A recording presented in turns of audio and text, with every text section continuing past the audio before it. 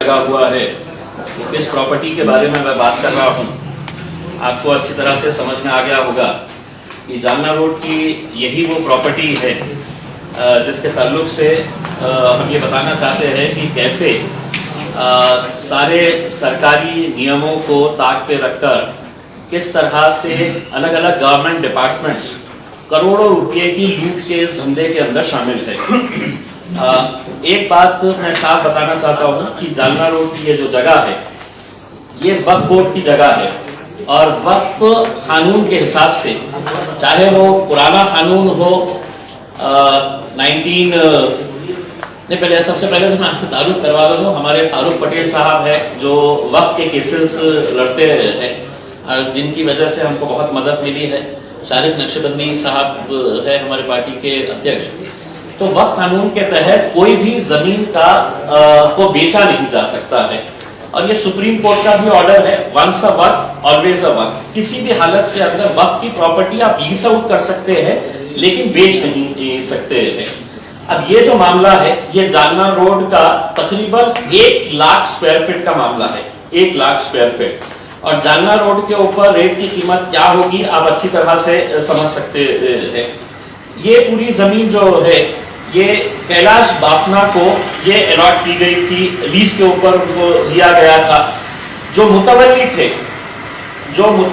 थे सैयद शाह कुतुबुद्दीन, ये मुतवल्ली थे। इन्होंने इलीगल तरीके से 99 इयर्स के लीज के ऊपर कैलाश पेट्रोल पंप को दे दिया था, कैलाश बाफना को। ये शुरुआत से ही इसकी इलीगैलिटी इस वजह से है कि किसी भी मुतवल्ली को 99 इयर्स के ऊपर लीज के ऊपर देने का कोई अधिकार ही नहीं है। लेकिन जैसे जैसे जब जो भी बोर्ड बना, वक्फ बोर्ड का बोर्ड बना, तो उसके अंदर सभी लोग इस तरह के आए कि सबने अपने अपने नाम के ऊपर मलिदा किस तरह से निकाला जाना चाहिए वो हिसाब से उन्होंने काम किया। ये जमीन कैलाश बाफना के पास कई सालों तक थी, लेकिन जब जालना रोड की जमीन की कीमतों आसमान सड़कर बोलने लगी और औरंगाबाद के सबसे ज्यादा महंगी कमर्शियल जमीन अगर कहीं पर थी, फोन बंद करिए तो बाहर जाइए। तो जब ये सबको पता चला कि जालना रोड की जमीन की कीमतों का रेट क्या हो गया है करके, तब है तो ये लोगों ने एक गेम प्लान रचा और उस गेम प्लान के तहत कि हम ये वक्फ बोर्ड की जमीन है तो कैसे बेच सकते हैं, इसका इन्होंने पूरी तरीके से कागजात तैयार किए। उनको कौन कौन से डिपार्टमेंट्स ने मदद की, ये आपको मैंने जो डॉक्यूमेंट्स दिया है उस डॉक्यूमेंट्स के अंदर ये है। पहले इन्होंने है तो एक डेवलपमेंट एग्रीमेंट तैयार किया कैलाश बाफना साहब ने। किसके साथ तैयार किया? तो वो तैयार किया उन्होंने तापड़िया, जुगल किशोर तापड़िया और संजय कासलीवाल एसोसिएट्स, इनकी नाम की एक कंपनी थी। इन्होंने डेवलपमेंट एग्रीमेंट तैयार किया। अब डेवलपमेंट एग्रीमेंट तैयार करके इन्होंने फिर महानगर पालिका के पास एक प्रस्ताव ये दिया बिल्डिंग परमिशन के लिए कि हम यहाँ पर शॉपिंग कॉम्प्लेक्स बनाना चाहते हैं।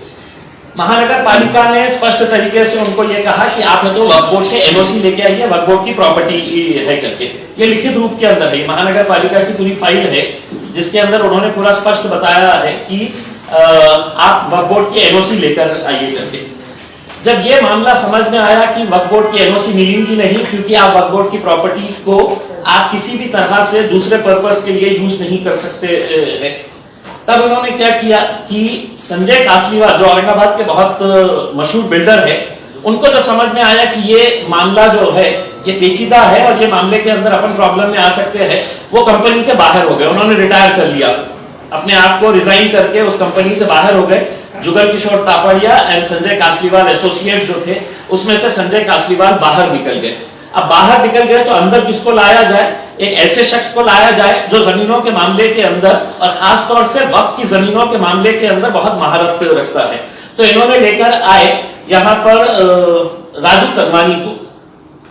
राजू लेखराज तनवानी को लेकर आए एज ए डायरेक्टर बोल के। उस कंपनी के अंदर संजय कासलीवाल की जगह राजू तनवानी साहब आ गए हैं। ये वही राजू तनवानी साहब है जो अमितेश कुमार पीरियड के अंदर बेगमपुरे की जमीन के ताल्लुक से कई महीनों तक वो जेल में रह चुके हैं। अब ये जब आए उसके बाद से किस तरह का महानगर पालिका ने ये कह दिया कि नहीं अब हमारे को एनओसी की जरूरत नहीं है, जो लीज डीड दी हुई है वो लीज डीड के अंदर एक क्लॉज है कि अगर मतलब ये हिंदुस्तान में कहीं पर भी इस तरह का क्लॉज किसी भी वक्फ बोर्ड की लीज डीड के अंदर नहीं है। जो इस लीज डीड के अंदर इन्होंने ये बताया है कि अगर वक्फ बोर्ड 1 महीने के अंदर एनओसी नहीं देती है तो जरूरत नहीं, ये लीज डीड को एनओसी समझकर है तो आपने बिल्डिंग परमिशन दे देना। और उसके तहत इन्होंने लीगल एडवाइजर को मैनेज किए। महानगर पालिका के लीगल एडवाइजर ने कहा कि हाँ ये मतलब इसको एनओसी की जरूरत नहीं है, एनओसी की जरूरत नहीं है, तो आप है तो इसको बगैर उसके भी आप परमिशन दे सकते हैं करके।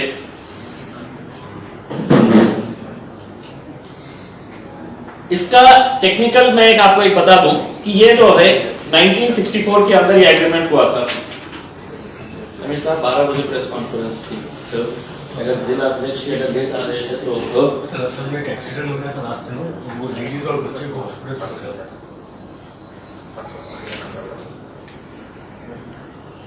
तो ये अगर देखा जाए तो इन्होंने क्या किए कि 1995 के अंदर आपका जो क्या नाम था इसका, कैलाश पेट्रोल पंप वालों ने ये जब साथ में मिलकर आए तो इन्होंने एक रेक्टिफाइड डीड बनाई। ऐसी डीड बनाई उन्होंने वक्फ बोर्ड के ऑफिसर्स को हाथ में लेकर कि 1964 से 99 इयर्स की लीज कब खत्म हो रही है, 1964 से तो वो 2063 को खत्म हो जा रही है 99 इयर्स की लीज के हिसाब से। इन्होंने 1995 के अंदर उसी लीज डीड को रिवाइज किया। अब ये कहा कि अब है तो 1995 से है तो हम और 99 इयर्स के लिए है तो हम ये लीज तैयार कर रहे हैं करके, जो मतलब अगेन इलीगल है, क्योंकि वक्फ एक्ट के हिसाब से किसी को भी 3 साल से ज्यादा देने का अधिकार ही नहीं है। तो इन्होंने अपना बना लिए।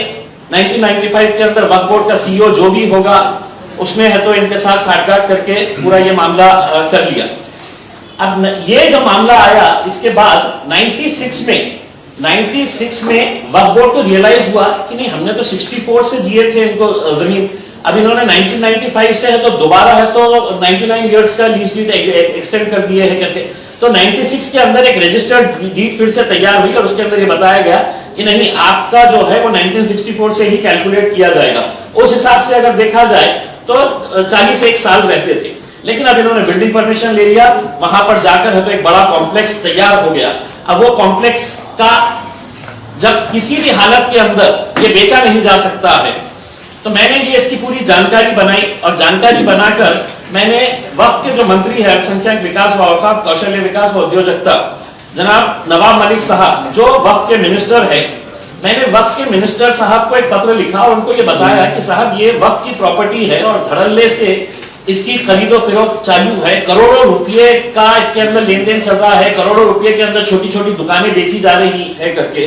तो उन्होंने मुझे एक लिखित रूप के अंदर रिप्लाई दिया है, वो रिप्लाई की कॉपी भी मैंने आपको अटैच किया हूं, जो दिसंबर 2020 को आया, यानी कि कुछ दिन पहले ही ये पत्र, 1 महीना भर पहले ही मेरे को ये पत्र मिला। अगर ये पत्र को पढ़ेंगे तो उन्होंने बताया कि कैसा कैसा इसके अंदर ये मामला है।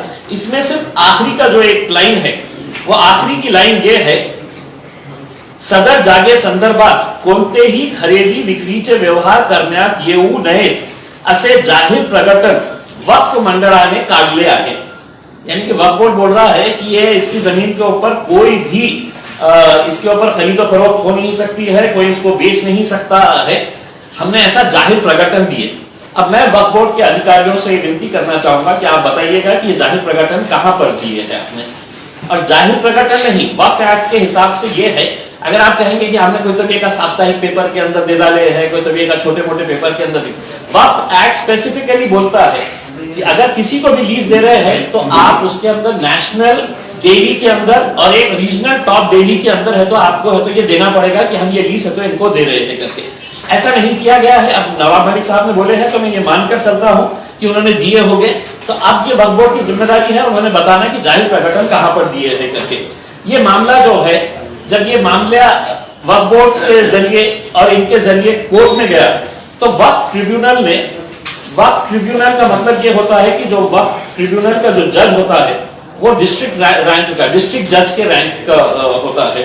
तो वो ये मामला जब कोर्ट के अंदर गया कि इसके अंदर ये 1964 की लीज लीगल है क्या, 1995 के अंदर जो रिवाइज किया गया है ये लीगल है या इलीगल है करके, तब है तो ए शाहपुरे साहब चेयरमैन है जो वक्फ ट्रिब्यूनल के, और जिनका रैंक डिस्ट्रिक्ट जज के बराबर होता है, इन्होंने अपना ऑर्डर पास किए।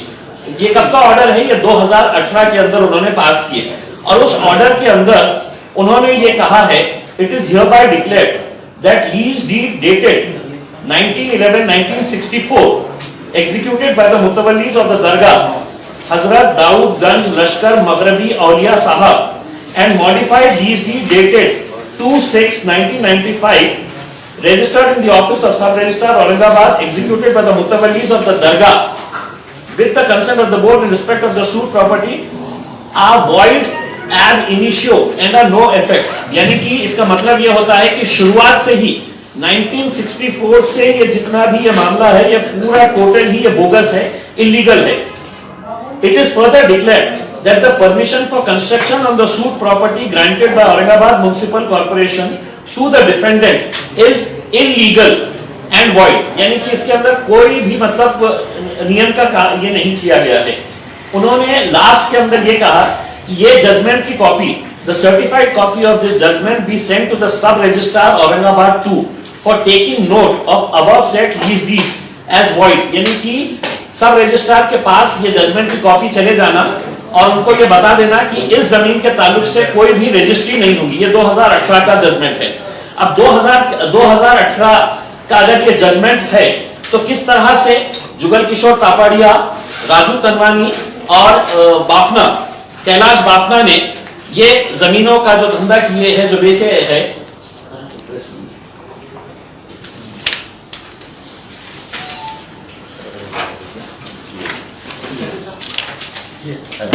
ये इसमें मैंने अगर 2018 के अंदर अगर ये है तो मैंने पूरे रजिस्टर्ड कॉपी जो है उसके अंदर लगाया है।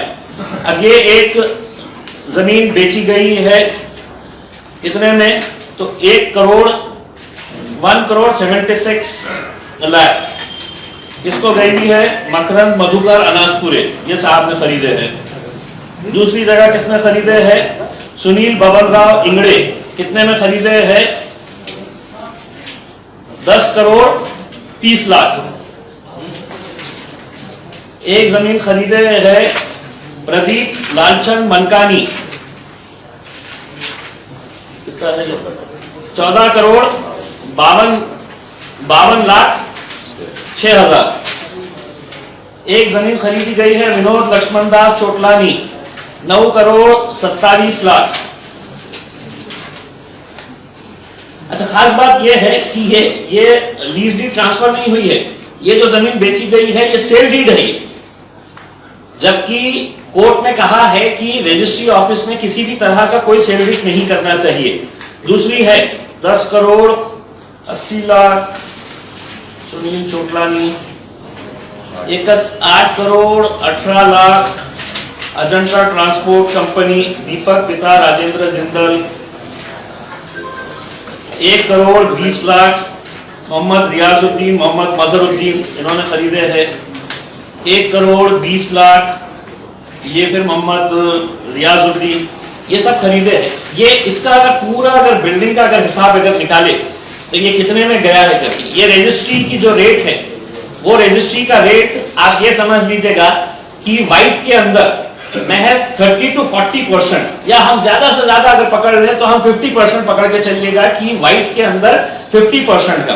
क्योंकि ये जमीन लेने के अंदर, ये दुकानें लेने के अंदर मेरा भी एक करीबी आदमी था जिसके पास से मैंने पूरा डिटेल्स लिया कि तुमने ब्लैक में कितना दिए, व्हाइट में कितना दिए। तो ऑलमोस्ट 50% अमाउंट जो है वो व्हाइट के अंदर दिखाया गया है और 50% ब्लैक के अंदर, यानी कि ये तीनों ने मिलकर आपस के अंदर ब्लैक के अंदर। तो इसका अगर पूरा हिसाब अगर निकाला जाए तो एक अंदाजे के हिसाब से, हमारे अंदाजे के हिसाब से ये 100 करोड़ के ऊपर जा रहा है, 105 करोड़ के करीब ये आ रहा है। गिरी पड़ी हालत के अंदर हम बोलेंगे कि भाई 100 करोड़ भी अगर पकड़ ले तो 100 करोड़ के हिसाब से ये पूरा मामला सामने आया है। इसके लिए वक्फ बोर्ड की जो जमीन है वो जमीन के बदले में हम आपको ये परमिशन दे रहे हैं, आपने वहां पर क्या कॉम्प्लेक्स बनाने का है आप बनाइए। वक्फ बोर्ड को आपने क्या देना चाहिए? तो वक्फ बोर्ड को कितना पैसा मिला है आप लोगों को सुनकर हैरानी होगी कि वक्फ बोर्ड को टोटल इनके तरफ से कितना पैसा देने का निर्णय लिया गया। तो 6 लाख रुपये 6 लाख रुपए में से वक्फ बोर्ड को मिलेंगे महज 1.5 लाख रुपए, 1,50,000 रुपए जो उन्होंने दे दिए कैलाश बाफनार साहब ने और उनकी पूरी टीम ने, 1.5 लाख रुपए, और 4.5 लाख रुपए मिले डायरेक्ट मुतवल्ली को। यानी कि जिस जमीन के ये 100 करोड़ बना रहे हैं, ये वक्फ की जमीन जो गरीबों की है, यतीमों की है, बेवाओं की है, वक्फ बोर्ड को मिल रहा है 1.5 करोड़। अब मेरी मांगनी ये है, और इस मांगनी के लिए मैंने पिछले तकरीबन 1.5 साल से मैं लगातार इसके लिए फॉलो कर रहा हूं। मेरे पास पूरे डॉक्यूमेंट्स है। किसी ने कहा कि आप प्रेस कॉन्फ्रेंस ले लेंगे तो वो लोग है तो पूरा मामला डॉक्यूमेंट चेंज कर डालेंगे, टेम्परिंग कर डालेंगे। मेरे पास पूरे ओरिजिनल डॉक्यूमेंट्स है।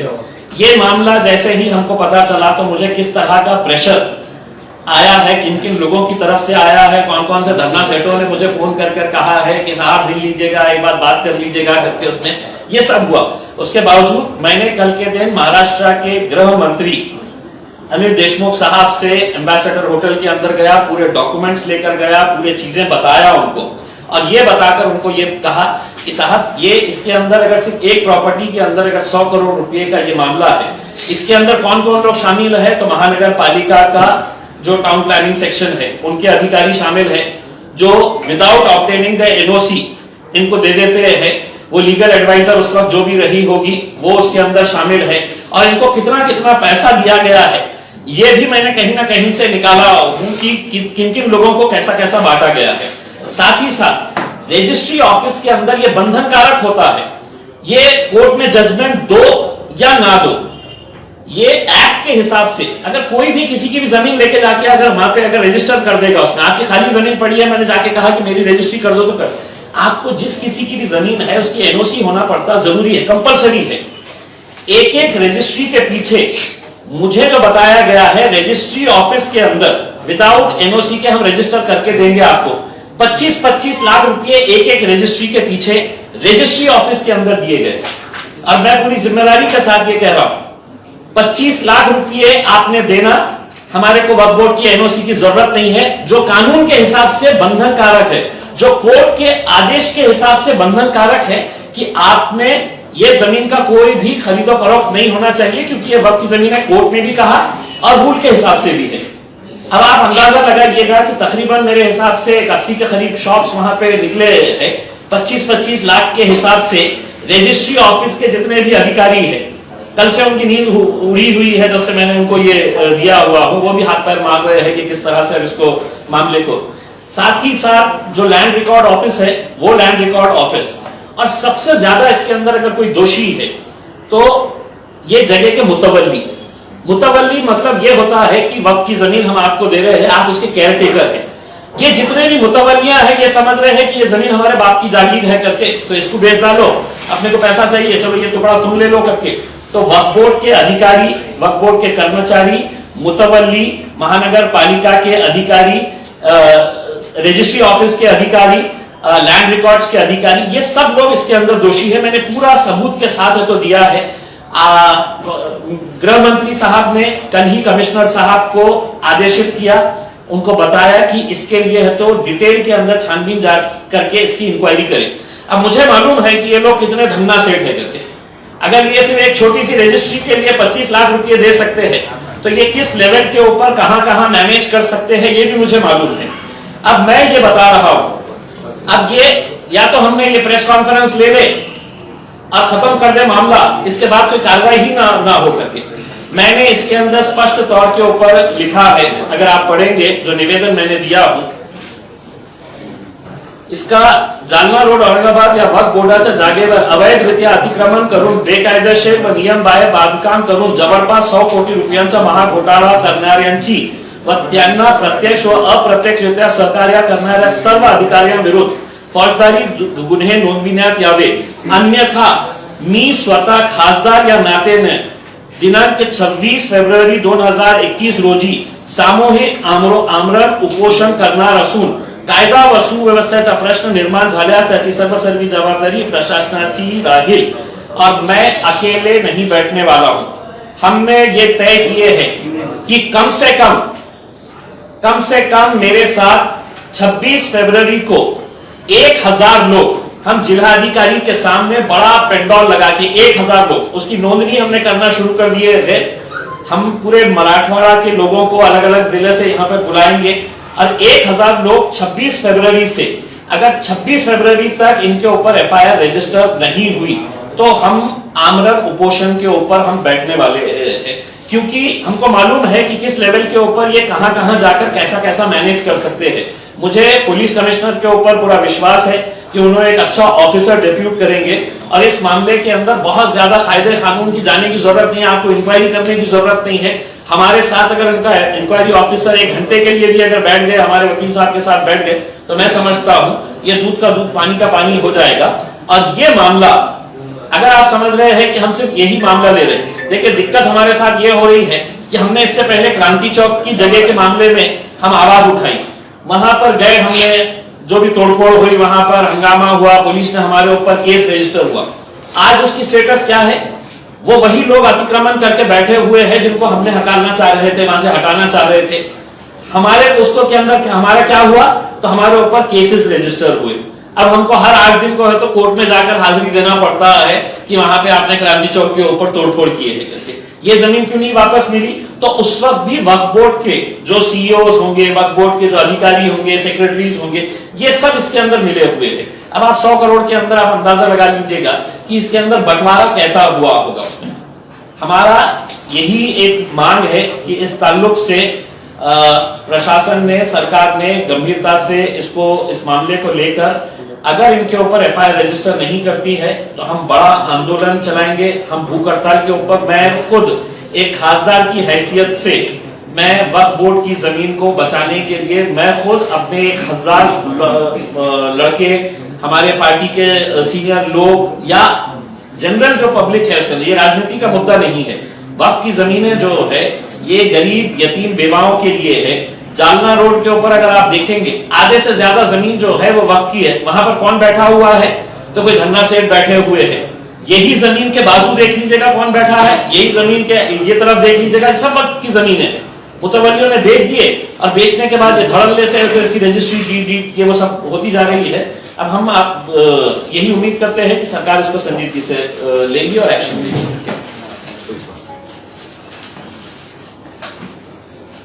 इसके अलावा भी बहुत सारे ये हमने शुरुआत की है। मराठवाड़ा में जो कई सारे हैं उसमें पॉलिटिकल लोगों के बहुत यकीन पॉलिटिकल लोगों के है और इसमें बहुत सारे मतलब सभी राजनीतिक पार्टियों के लोग इसके अंदर शामिल हैं। जैसे अगर भीड़ के अंदर आप देखेंगे तो भीड़ का जो वहां का दबंग नेता है, जैसे जयदत्त क्षीरसागर हो गए, जालना के अंदर जो भी दबंग नेता थे, ये सब लोगों ने अपने अपने दबा के रखे हुए हैं। अब हमने इसकी शुरुआत की है और ये शुरुआत करके हम यकीनन औरंगाबाद के अंदर खुद मैं तमाम वो लोगों को जिन्होंने ये वक्फ की जमीनों के ऊपर ये इस तरह के प्रोग्राम, अभी और के तकरीबन 130 एकड़ जमीन का एक मामला है जिसके अंदर औरंगाबाद के बड़े बड़े धन्ना सेठ लोगों ने है तो एक कंपनी फॉर्म करके है तो उसके ऊपर वहां पर बहुत बड़ा एक वो बना रहे हैं। हमारी तो पूरी कोशिश रहेगी साहब कि ये पूरे लोग, ये लोगों ने जेल जाना चाहिए और अगर जेल नहीं जाएंगे तो फिर आंदोलन कैसा छेड़ने का है ये हमने इसकी पूरी तैयारी करके रखे हुए हैं। तो शुरुआत यहाँ से हुई है, इसके बाद भी मतलब बहुत सारे केसेस हम स्टडी कर रहे हैं। ज्या लोकांनी चुकीच्या पद्धतीने त्या रजिस्ट्री केलेली आहेत रजिस्ट्री ऑफिस मधून, तर तो जो ऑनलाइन डेटा असतो तो सबमिट करावा लागतो, तो झाला कसा, त्याच्यातलं टेक्निकली त्याने कसं फसवलेलं आहे? नाही, वक्फ बोर्डाची जमीनची खरेदी विक्री होऊ शकत नाही, मतलब हे स्पष्ट आहे, मतलब त्याच्यामध्ये काही वेगळं सांगण्याची गरज नाही आहे। वक्फ बोर्डाची जागा जी आहे ना ते लीज डीडवर देऊ शकता तुम्ही की इतक्या वर्षासाठी 3 वर्षासाठी आम्ही तुम्हाला हे लीजवर देतो, तुम्हाला तिथे जे कारोबार करायचे आहे ते कारोबार करा, त्याच्यानंतर ते रिन्यू होऊ शकतं। पण आपण बघा याच्यामध्ये की डायरेक्ट सेल डीड करण्यात आलेली आहे, डायरेक्ट सेल डीड। आता रजिस्ट्री ऑफिसला हे कंपल्शन आहे की आपण कोणतीही जमीन ट्रान्सफर करताना ज्या डिपार्टमेंटची आहे ते जिल्हाधिकाऱ्याची असेल, गव्हर्नमेंटची लँड असेल, कुणाला दिली असेल किंवा महानगरपालिकाची जागा, तर ते त्यांची एनओसी हे कंपल्शन होती। पण एका रजिस्ट्रीसाठी 25-25 लाख रुपये सिर्फ रजिस्ट्री ऑफिसला एका दुकानासाठी 25-25 लाख रुपये रजिस्ट्री ऑफिसने घेतलेले आहे। तर तुम्ही याचा एक आकलन करा की किती मोठा हे आहे।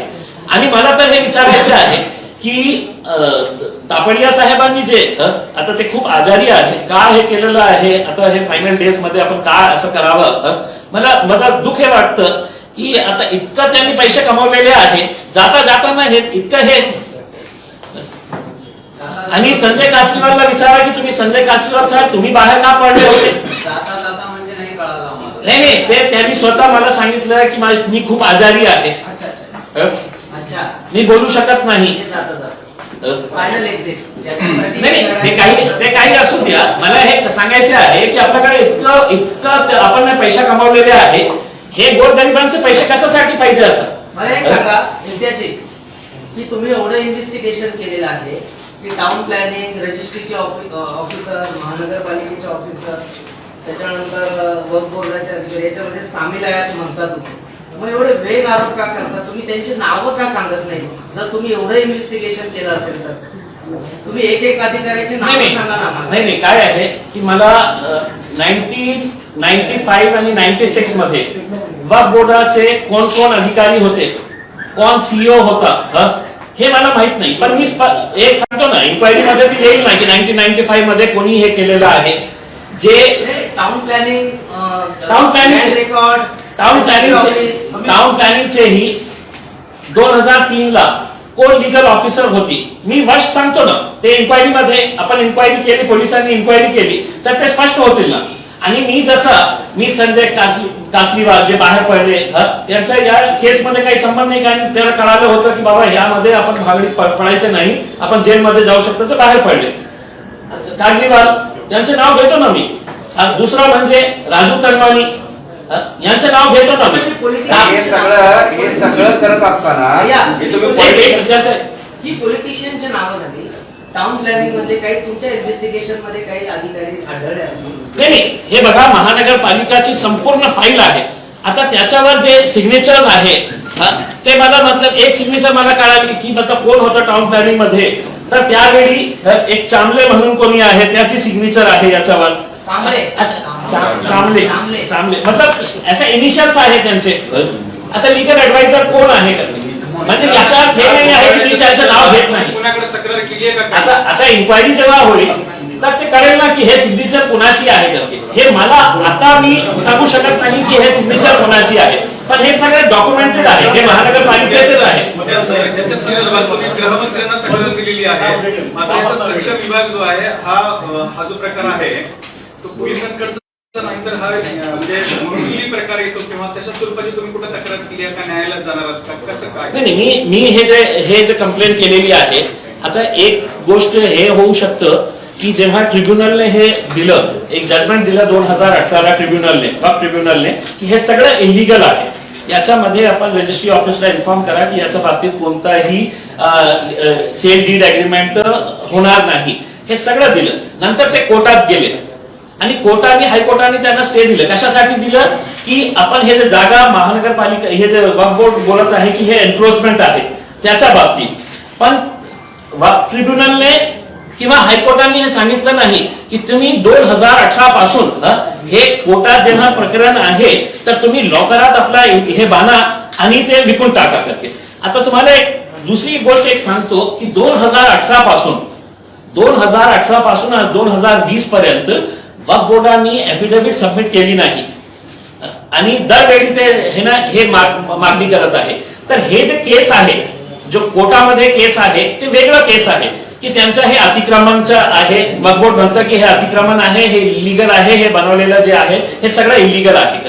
पण आमच्या जे आहे कोर्टांना आदर करून आम्ही हे सांगतो की आम्ही जे हे आज पत्रकार परिषद घेतलेली आहे त्या बाबतीत नाही, हे जे क्रिमिनल ऑफेन्स झालेला आहे की इलिगल तुम्ही एका जागेच्या विकून टाकत आहे त्याच्या बाबतीत हे पत्रकार परिषद आहे कि मतलब आप 2018 के अंदर आपको कोर्ट ने बोल दिया है कि यह तो इसको बेचना नहीं, और आप 2018 से धड़ाधड़ डेली 2018, 19, 20 तक अभी भी रजिस्ट्री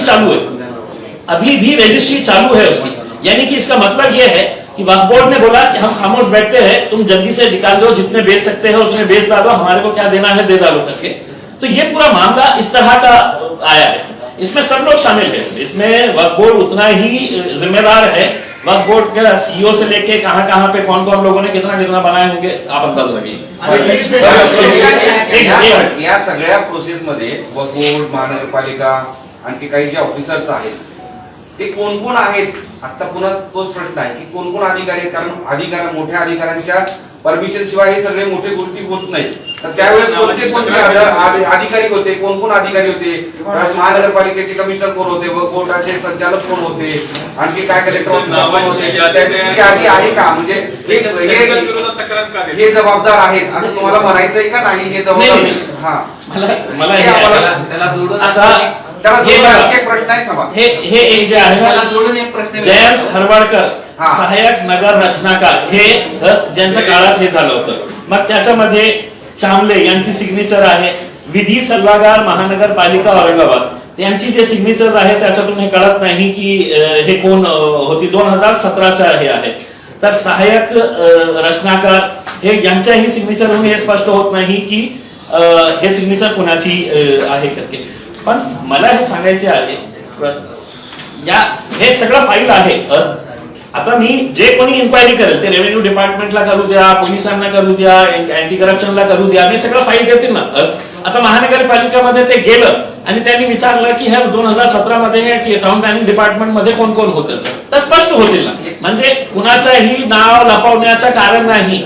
मी इतकं मोठ्या लोकांचं नाव घेऊ शकतो. तर हे जे आहे हे छोटे छोटे पैसे घेऊन आपला घ्या काय पाहिजे तुम्हाला तर हे करतो. एक सेकंड अनिल देशमुखने तुम्हाला आश्वासन दिलेलं आहे की कारवाई होईल, ही म्हणजे आयुक्तांकडे ही फाईल केलेली आहे.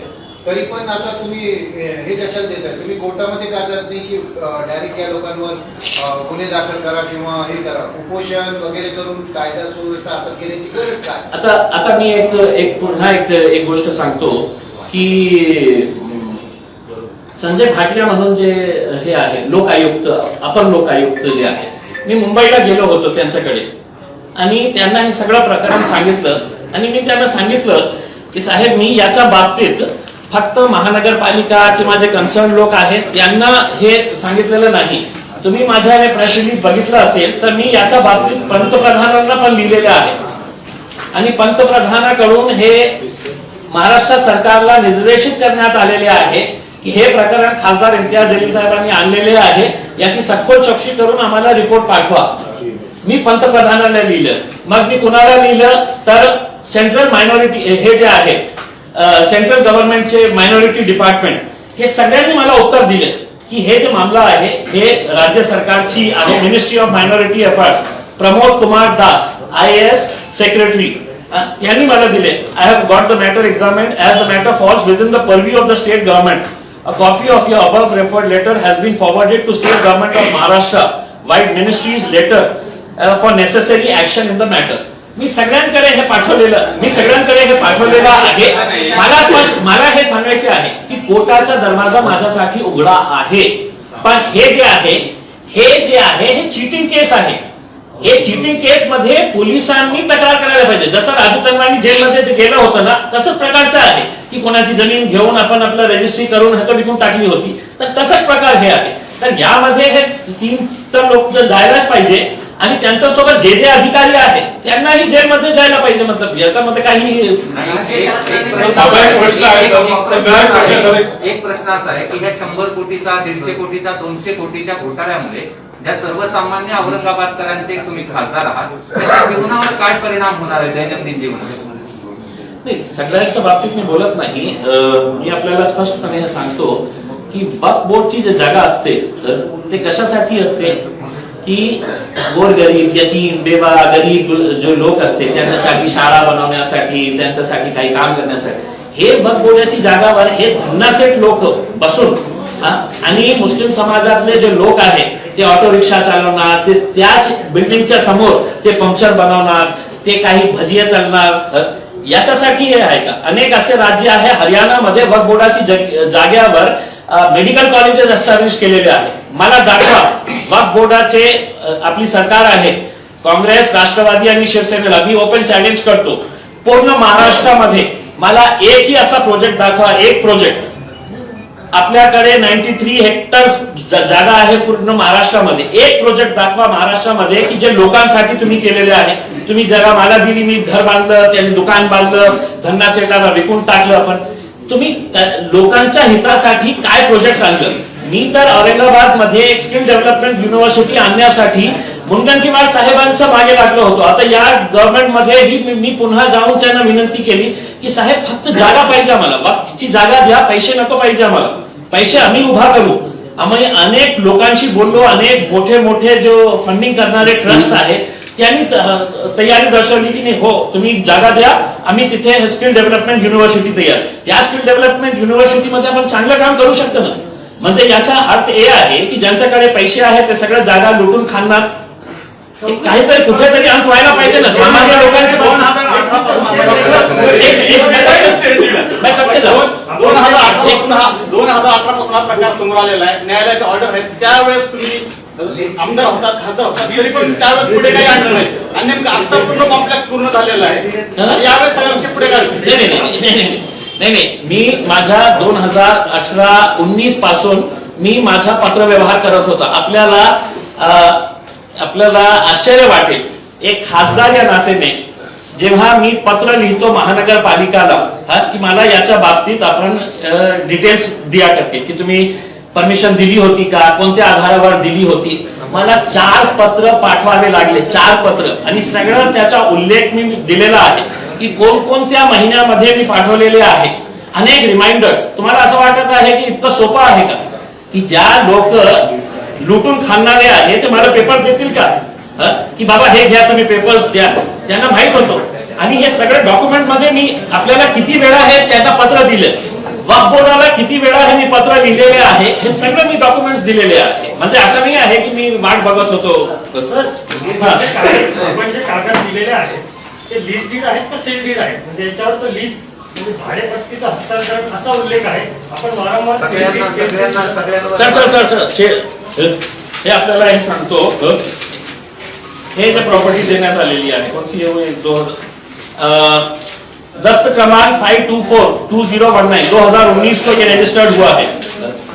ये सेल डीड है. कितने की है भाई? 15 करोड़ की है.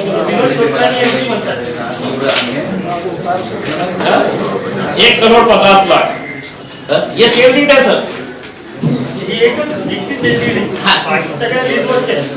लीज म्हणजे भाई लीजला तुम्हाला वक्फ बोर्डाने जागा दिलेली आहे, ठीक आहे, एका उद्दिष्टासाठी दिलेली आहे. तुम्हाला कोणताही अधिकार नाही आहे, कोणताही अधिकार या नियमाप्रमाणे. असे काय उद्दिष्ट होते हे काही तुमच्या समोर आलेत का?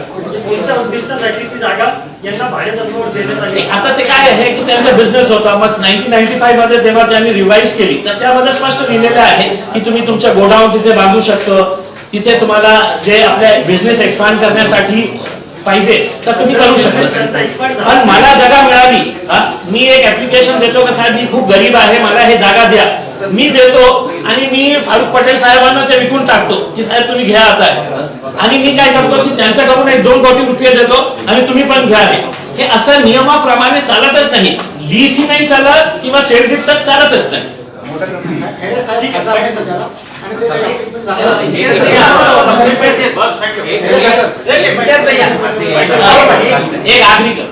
एक मला प्रश्न असा पडलाय की तुम्ही 1 महिन्यापूर्वी प्रेस घेताय, इशारा प्रशासनाला देताय आणि 1 महिन्यानंतर म्हणजे 26 फेब्रुवारीला स्टॅम्प घेण्याची गरज काय? नहीं, देखिए ये बहुत अच्छा ये है कि आपको पता होगा कि लोकसभा का अधिवेशन शुरू है और ये जो मामला है ये ऐसा नहीं है कि कोई एक इंक्वायरी ऑफिसर जाएगा किसी एक और डिपार्टमेंट के अंदर. ये इसके अंदर तकरीबन 5 डिपार्टमेंट्स ऐसे हैं जहां पर 5 डिपार्टमेंट्स के पूरे डिटेल्स इनको जमा करना पड़ेगा. और 5 डिपार्टमेंट्स के डिटेल जमा करके पुलिस डिपार्टमेंट में भी मुझे मालूम है कि वक्त से रिलेटेड एक्सपर्ट तो नहीं है, उनको भी वकीलों की जरूरत, उनको भी एक्सपर्ट की जरूरत लगेगी. तो 15 तारीख तक लोकसभा का अधिवेशन है. 15 से 20 तक हम गुजरात के इसके अंदर रहेंगे, इसलिए हमने तो 26 तारीख की डेट की है. बहुत अच्छी बात है सर, उनको बोलिए नेक्स्ट टाइम भी सर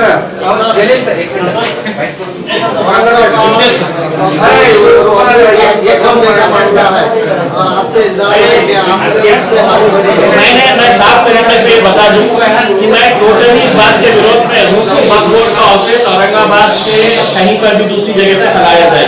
सबसे ज्यादा वक्त की जमीनें जो है वो मराठवाड़ा के अंदर है और मराठवाड़ा के अंदर औरंगाबाद में ही वक्फ बोर्ड का ऑफिस रहना है।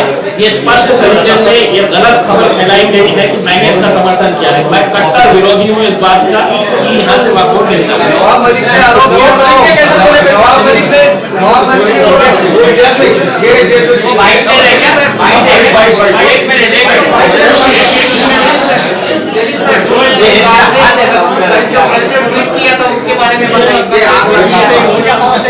अच्छा, कल जो ट्वीट किया गया था मराठी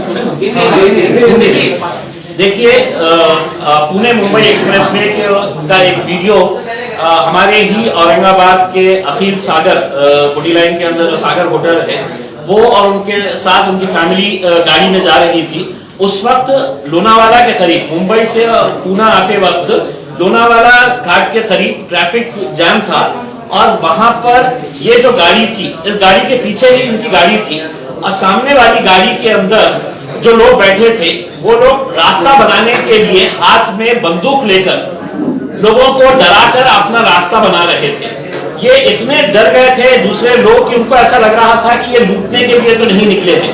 हैरानी की बात यह है कि जो गाड़ी चला रहा था वो बंदे के हाथ में भी एक पिस्टल थी और जो पीछे बैठा हुआ था वो भी एक बंदूक बाहर निकालकर ट्रक ड्राइवर्स दूसरे गाड़ियों वालों को धमका रहा था कि तुम रुको, हमको जाना है करके। हमको ये पूछना है कि महाराष्ट्र के अंदर क्या गुंडाराज चल रहा है? जो गाड़ी, ये जरा बाहर चले जाइए, चलिए बाहर। जो गाड़ी थी उस गाड़ी के पीछे अगर आप देखेंगे तो शिवसेना का लोगो है। मुझे नहीं मालूम कि वो गाड़ी किसकी है, लेकिन शिवसेना का अगर लोगो लगा है तो मैं यही मानूंगा कि वो शिवसेना का लोगो है और उस गाड़ी का नंबर भी साफ तरीके से दिख रहा है।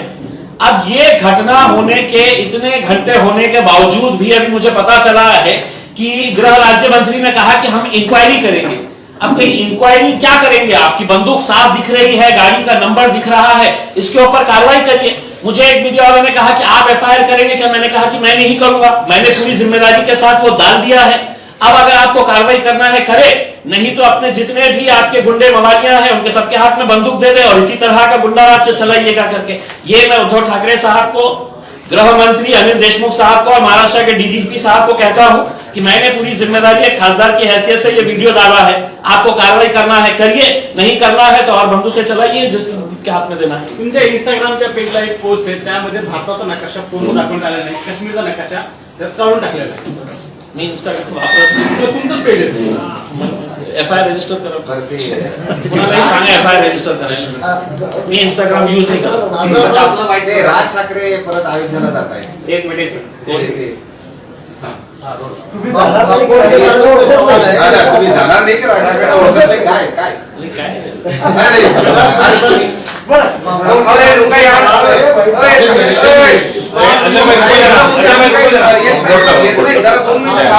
स्मार्ट सिटी प्रोजेक्ट के तहत वक्फ की जमीन पे कब्जे किए जा रहे हैं, इमारतें मस्मात की जा रही है और उसका कोई देखिए, अगर वक्फ बोर्ड की जगह के ऊपर हो रहे हैं तो वक्फ बोर्ड का पूरा हेड ऑफिस यहाँ पर बैठता है, औरंगाबाद में बैठता है। अगर वो लोगों ने ये तय करे हैं कि हम यहाँ पर है तो सिर्फ पैसा खाने के लिए बैठे हैं, बाकी जिसको लूटना है खाना है सब खा लीजिएगा करके, तो जब उनकी जगह है उनको तकलीफ नहीं हो रही है तो आज ये उम्मीद कर रहे हैं कि नहीं हम सब खाएंगे और इम्तियाज जमीन में जाके तो रुकाना लड़ना है करना है।